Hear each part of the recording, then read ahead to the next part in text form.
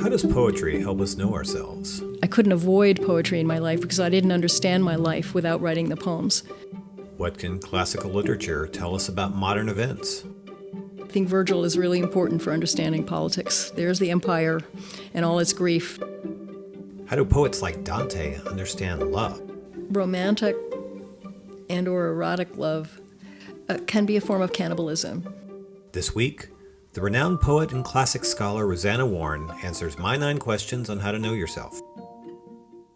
Hi everyone, this is Eric Oliver. Andre Morales is off this week, rehearsing for a part on a Broadway play, so I'm very proud of her, but it means that I'm also flying solo here. I'm really thrilled to share this interview with Rosanna Warren. For those of you who don't know her, Rosanna is a brilliant scholar, poet, biographer, and translator. She's somebody who embodies just the highest expressions of Western culture. She's a true intellectual and a scholar of letters. Given her incredible erudition, knowledge, and wonderful poetry, she immediately came to mind as a great person to ask my 9 essential questions on how to know yourself. And she was just fantastic. For in addition to being just an amazingly smart person, Rosanna is also a remarkably warm, sensitive, and generous person as well. She was also the first person I recorded an interview with, so please accept my apologies for the uneven sound quality on this one. I'm still learning my way around a microphone. So, Rosanna, what are you? My mind immediately goes to a word like soul. Uh-huh. And do you feel you have a soul? I do think I have a soul. Uh-huh. I think everybody has a soul. I think one of the challenges of the concept of soul is that there's an ineffable quality to it. And I'm also curious as a poet, because I think part of what poetry is about exploring what is ineffable and using language to explore what's ineffable. And so I'm curious if and how your poetry in some ways is a way as a conduit to this soul essence that you experience. It's not directly a conduit, and I think poetry works by indirection, or by indirections, plural. Tell the truth, but tell it slant, Emily Dickinson advises. Uh-huh. I think of poetry as a practice of awareness. One of the things one becomes aware of is the inner life and how that connects to all the outer stimuli of life. And in trying that, I think one experiences something that we could call the soul, the souls. How, for instance, one metabolizes grief. Say, for example, when a friend dies, that's a very complicated event, grieving, and it's not one event. It's a whole set of phases and stages and understandings and fumbling toward understanding and fumbling toward coming to live with loss. I'm just giving that as one example of, I think, what one could begin to call an inner life. That's different from using the telephone to call up a funeral director and arrange a memorial service and make sure everybody has something good. That's so emotional, I think for me anyway, the notion of the life of one's feelings is an inner life. And I think most of us are more or less aware of our feelings at any given moment. And part of my work as a poet, maybe part of the way I couldn't avoid poetry in my life because I didn't understand my life without writing the poems. I was feeling life was a game of blind man's bluff, and I needed the poems to try to work out what it was I was feeling or understanding or trying to understand or not understanding. So it's a long work. It's a long, ongoing work of trying to come to be aware. And one of the things one needs to be aware of is one's own inner life and how much is going on in there that you don't know about until it comes out in some potentially awful way. What is your purpose? I loved that question. It really jostled me. I'm not sure I even thought of myself as having a purpose. But when I was trying to think about it, do I have a purpose? The first things that occurred to me were not to hurt people, not to cause harm, because I'm very aware of being able to cause harm. Mm-hmm. When we talk about our purpose, it's interesting to think about how we think of our purpose, because we can have a purpose that is ideals that we strive for or that we seek to live by. And then we have those things that motivate us for each day. Mm-hmm. And I'm wondering how you think of those things in conjunction with each other. It seems to me the practice of kindness is something that needs to be practiced, at least for me. Uh-huh. I mean, I don't wake up in the morning and say, I'm going to be kind today, but we all do, right, encounters during the day, even during a pandemic. We have encounters, whether on Zoom or now we're actually back in a classroom. And the opportunities to be insensitive to people, and opportunities to try to be sensitive to people. And that's a daily life. And I try to be alive to those possibilities. So there's I hope, an example where an ideal, abstractly articulated, is becomes part of a daily practice, even if it's semi-conscious or even unconscious. Mm-hmm. Part of what I was thinking about too is how do we know when and how we're living up to the ideals that we set for ourselves? Maybe when we fail. That's when I know when I fail. Do we know when we succeed, though? I don't know. I mean, sometimes you can see in the light in somebody's eyes that you're with. I mean, maybe what's part of informing these thoughts, which sound perhaps a little abstract, I taught for 3 years in prisons. Those students, mostly in those classes, those prisoners, some of whom were in for life, some for 20 years, they tended to be quite impatient with anything they thought was just formulaic. And they wanted to know really what was this poem saying, or really why this mattered. Some of these people really wanted to know what life was for and what life could be, and could life be any better than what they had already experienced. And they were looking into these poems to see if there was anything there for them. So we would read, say, Andrew Marvell. We would read, colleagues would say, you can't teach 17th century metaphysical poetry to prisoners. And I say, why not? Yeah. And so we read to his coy mistress, had we but whirled enough in time, this coyness, lady, were no crime. And once we get a little bit over the barrier of the 17th century English and the syntax, and I made it clear that this was a poem of seduction, the guys got really interested, and they said, oh, did he get her at the end? And I said, well, I don't know, but what do you think the poem is telling us? There was a lot of energy in those classes. Yeah. Who are you? Who am I?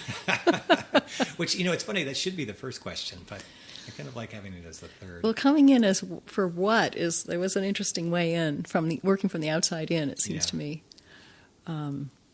Well, I think I don't know. I think that's my first answer. I don't know, and therefore I've been writing poems and making drawings since I was a very small child in order to try to find out. So it's a dynamic process. Still evolving, probably till the last breath I will draw. It's interesting to me, the question of who is fundamentally a question of language. I don't think animals really ask themselves who they are. So it's a distinctly human question, and it's a distinctly linguistic question. And as a poet and writer, how does language help you find who you are? Well, it seems to me a kind of laboratory with a lot of experiments going on with nouns and verbs, adverbs and adjectives and rhythm and images, and to take up again your notion of illusion, of testing certain illusions, and then the poem becomes the little laboratory space where you can begin, you hope. The poem's own discipline will help you recognize things as false and get rid of them, and then try again, and then get rid of that, and try again, and get rid of that. That's why I can't live without poetry. I can't live without writing it, and I can't live without reading it, because that's the space I need psychically to do this process of discovery. How do you know when it's working? What's the positive outcome? I think it was the French poet Paul Valéry, who said a poem is never finished, it is only abandoned. So it's sometimes I'm not sure when I think I finished a poem whether it's really finished, and so it has to sit for a while and maybe have some other people read it and see how it plays out for them. But is there something like as far as like say an intuitive sense, since we're talking about who? Yes. Is there a and going back to our conversation earlier about the soul, is right. there some sort of resonance there to an inner life that then clicks sometimes in the experimentation yes. process? And maybe this is a place where I could read a poem that would exemplify sure, what I'm talking great. about. Yeah, that'd be fantastic. Small dead snake. As when I approached what I feared and didn't want to see, the small rat snake curled where it died, struggling in the glue trap set for mice. And I cried out and twisted my hands, but returned to take up the trap with gloved fingers, tipped it into a plastic bag and carried it into the woods on a shovel, and dug a hole in dense root-woven earth, buried it, then looked up where tall, leafy branches of beech and oak carded strands of cloud. So I tried to ease with both hands, gently, out of my chest, my fears for you, my stories about what I feared for you, and tried to lift the stories free, to place them out of sight, beyond the grasp of my belief, beyond horror, but not beyond knowing what traps I had set for you, for me.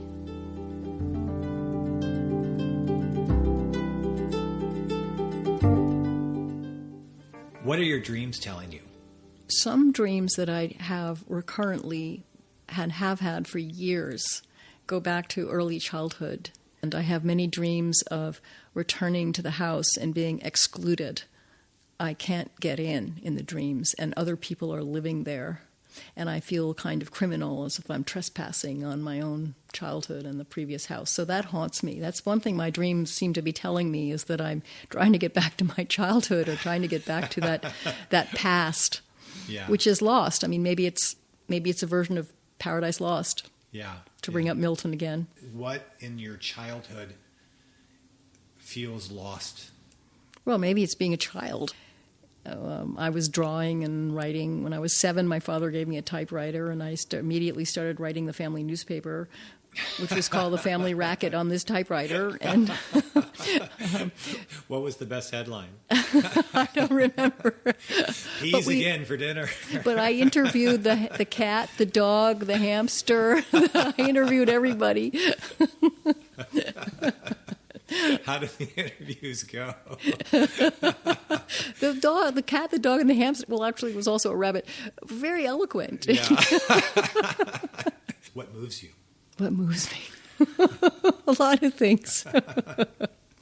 One of my first answers to that is the word art, and that can sound fairly twee.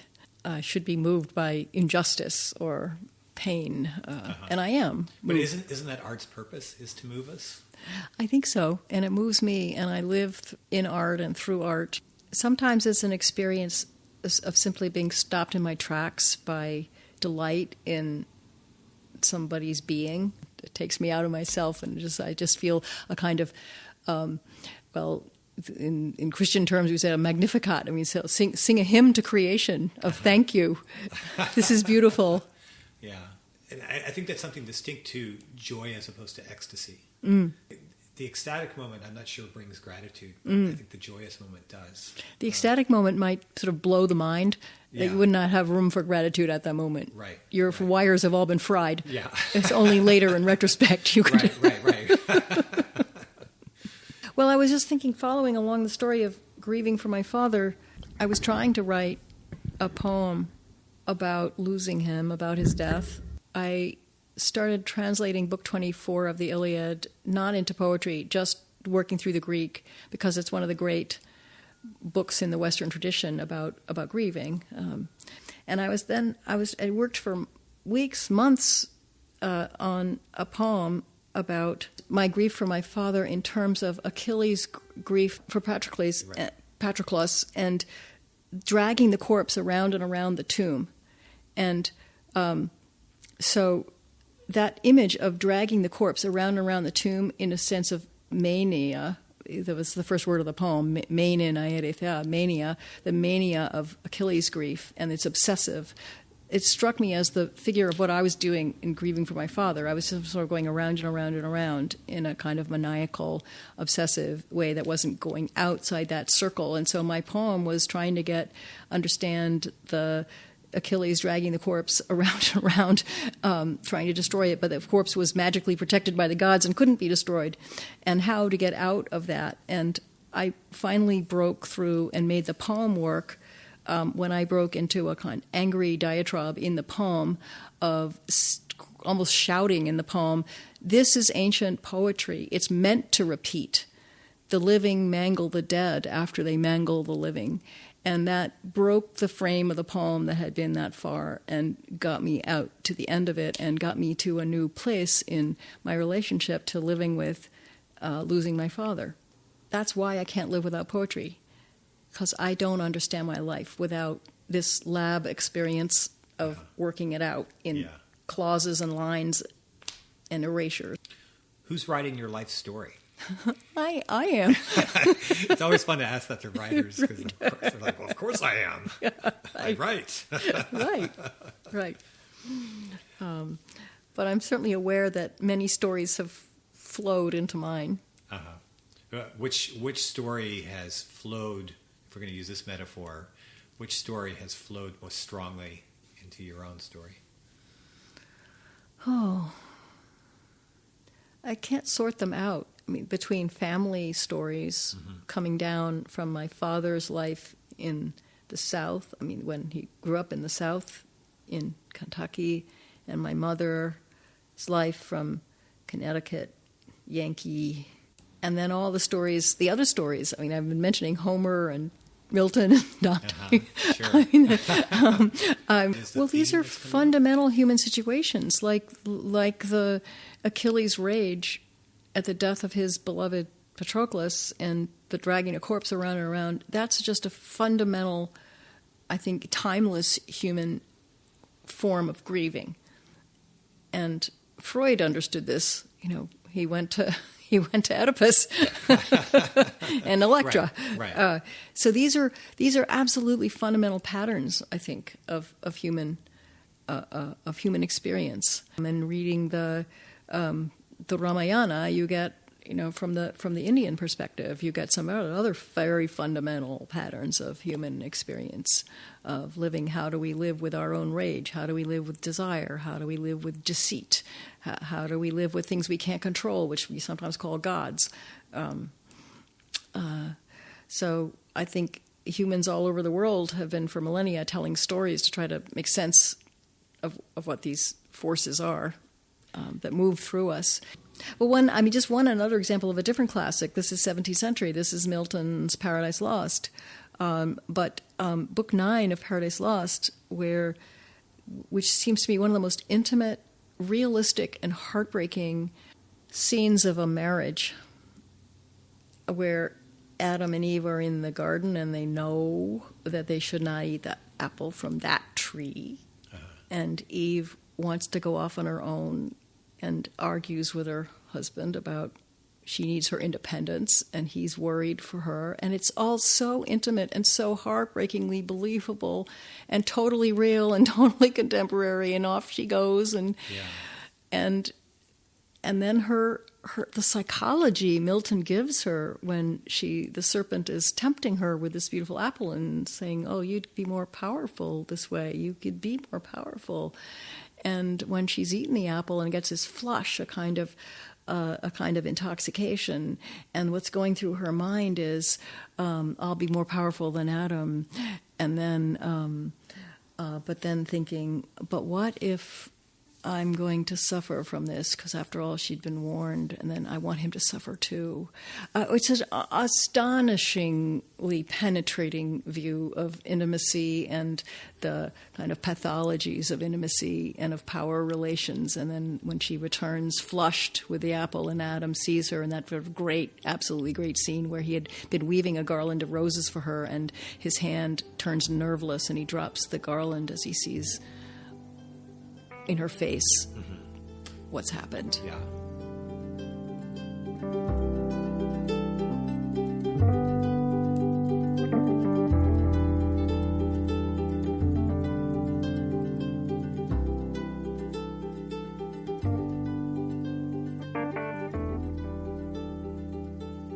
Do you own your shit, or does your shit own you?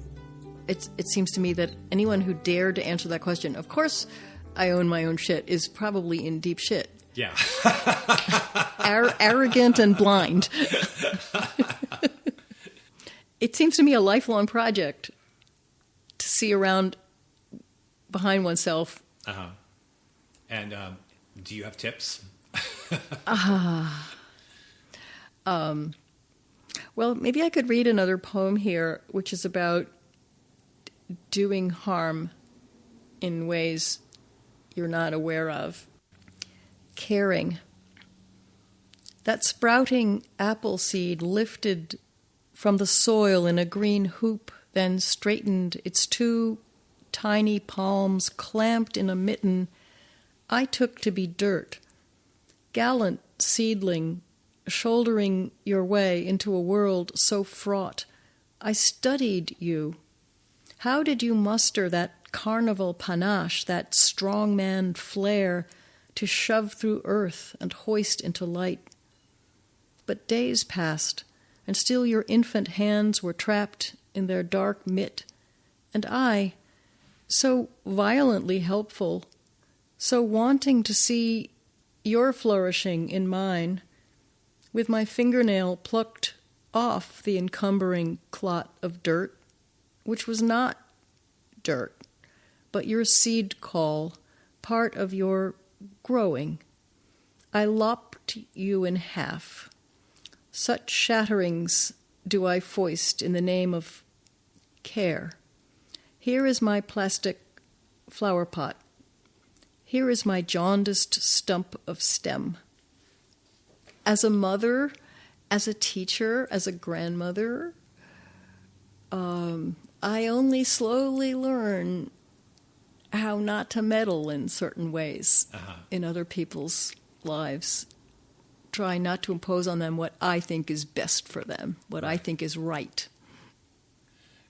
It's a sort of a trite phrase, but would you consider yourself a controlling person? I'd like to be. It often fails, as this poem suggests. Yeah. You end up lopping people in half. It's not good. Yeah, if I could rule the world, everything would be fine. Just do it my way. Right. There'd be no problems.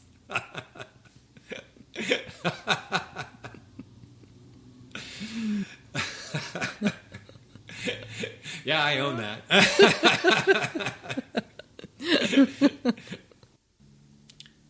How do you find love? When I read that question, I underlined find. I said, what do you mean find?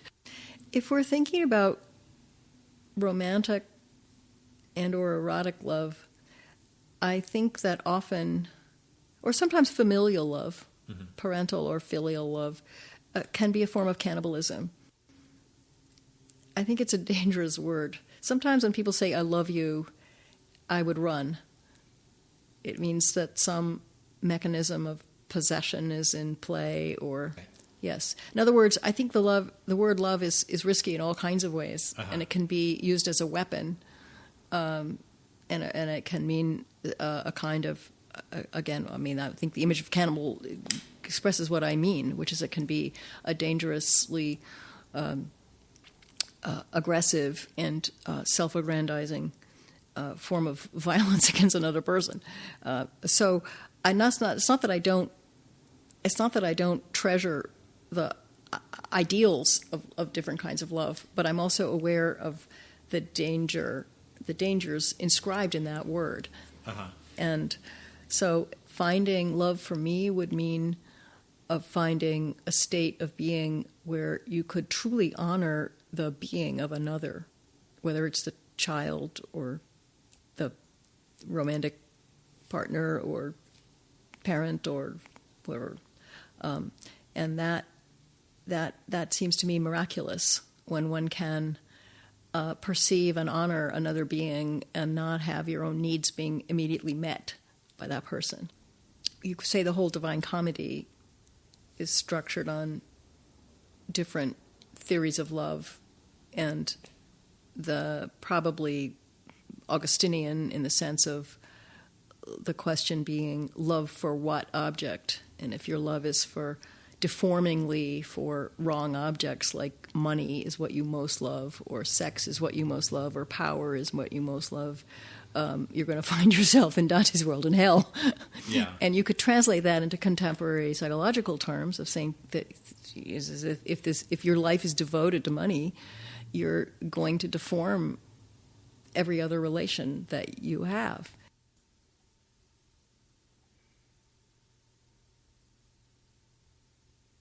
Question 9. Where are you going from here? Well, I don't know. Probably none of us knows.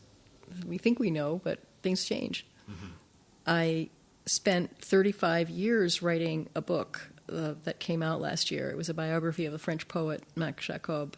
And was that a plan? Not exactly. I didn't realize when I came across him in the archives when I was, I would say, a kid, I was 20, that he was going to influence my life to this extent.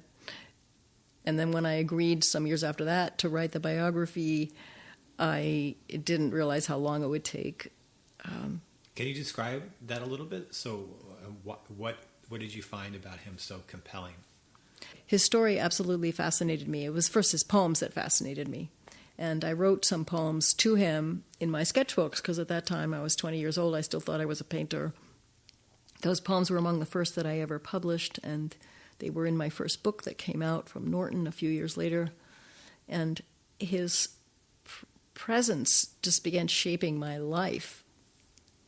And then when my editor suggested I write the biography, at first I said no, I'd never do that. And then a few minutes later, I realized that he had already entered my life and taken possession. So was this a plan? No, this was not a plan. Yes. And it turned into 35 years of research and writing, and I could hardly believe it last year when the book actually came out. Wow.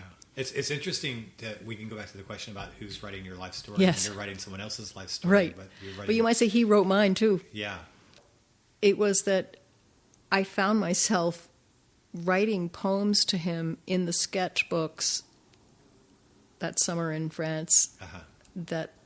And I went down to Saint-Benoît-sur-Loire, the Benedictine monastery, to look out where he had been living, and it's a beautiful monastery, 11th century Romanesque. And I was drawing the capitals, and then I was sort of felt like a ghostly hand had seized my hand. I began writing poems in my sketchbook that were very influenced by Jacob. It was like a ghostly voice. It was like a case of possession. Uh-huh. And it wasn't that I'd never written poems before. I'd been writing since I was 5 years old, and I'd been writing in French and writing in English. But this was not intentional at all. This was a case of possession.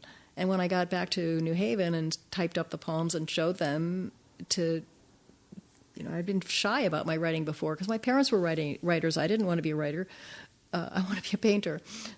Anyway, those poems got published, and that led to other poems being published, and I gradually, over the next few years, found myself working harder at writing than at the painting. It became clear to me by the time I was about 23 or 24 that I wasn't going to be a painter. When I write poetry, I go into a trance state on purpose. I mean, I sit down I write by hand. I almost think of writing as a form of drawing. It's very important to me that I have a page of paper and a pen in my hand. And it's a form of, it's a meditational, intense space. And one word phrase I use for it is hearing voices. I have to empty my head and then let the voices come. And it's not like a seance. I'm not hearing ghosts. I'm just letting words arrive in an intense and formally protected space. And do the words feel, going back to this question of essence, to kind of maybe bring us back to the beginning, do the words feel like they're coming from you, or do they feel like they're coming from outside? Or how, can you locate their source? Not necessarily, but I think the pronoun you would be too confining. I think some poets would say the language is talking through you, that you are a medium. And what does the language mean with a capital L? Well, for any particular person, I think it means the languages, the forms you've been exposed to. So in my case, Latin poetry and French and Milton and the newspaper and the conversation I heard yesterday in the cafeteria, that's all part of language possibility. And the question would be, how does it find its shape through me?